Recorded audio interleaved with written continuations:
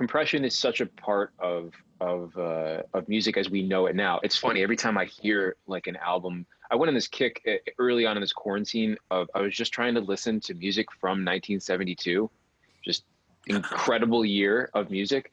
But you listen to those masters now, and if they haven't been remastered, man, it's like there's things like just a million miles back in the mix, and we've gotten so used to now to everything just being in your face, especially through the loudness wars that have kind of faded a little bit. And maybe I'm a product of that, or maybe I just realized that if you want, I want to have as quiet a mix as possible that is hitting as hard as possible. I'm trying to do 101 a weighted average over time. That's what I'm trying to do, and as much of the place as I can. And so it's crucial to have like I do a lot of bus compression, and then I do master compression as well. For me, it almost doesn't matter. Like I said, I love the C2 stuff, very colored.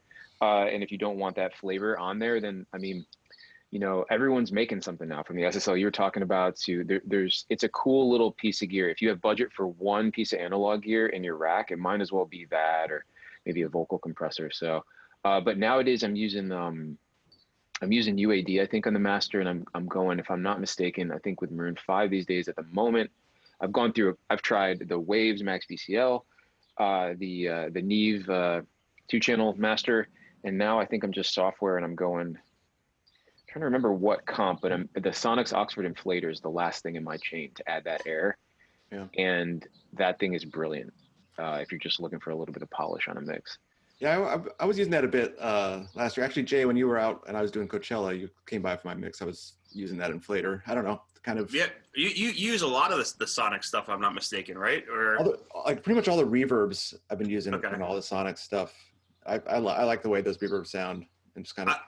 I always wanted to ask you, actually, not to flip the script, but I mean, I'm seeing you mix Heim, like and it's interesting because you said those vocals, they don't sing very loud, and that could have fooled me because anytime I've seen you mix them, it's those vocal harmonies are just like right in your face, and the mix is slamming, but it's like 100 dB. It's like this exactly what Vince is talking about.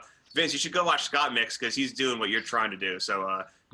Maybe, okay, cool. Maybe check it. 2021, give me a call. Yeah. No, but what are you doing for those vocals to get them to all pop out the way they do, and be so even in those harmonies? Honestly, it's like it's one plugin that I feel like really gets me the vocal trick with those girls. It's the essentially the DSP C6 equivalent. That's right. Yeah. Yeah, the what was it?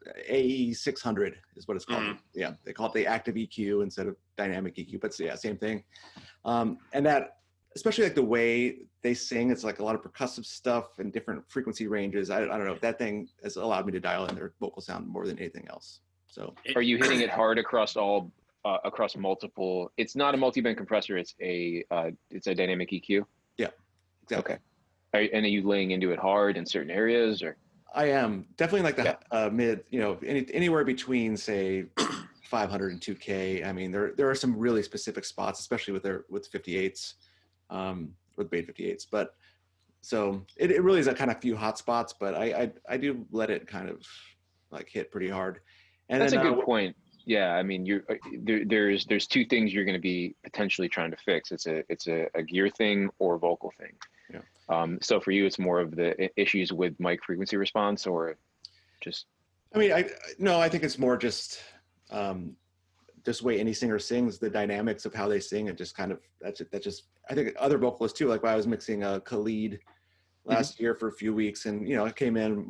My friend CJ, who does that gig, had a pretty had his mix going, but I was just kind of there to run the first couple of weeks of the tour, and kind of I threw that plugin in there, and it really kind of brought out his vocal in a way that it, like really translated into the arenas, because he's a really soft dynamic singer too.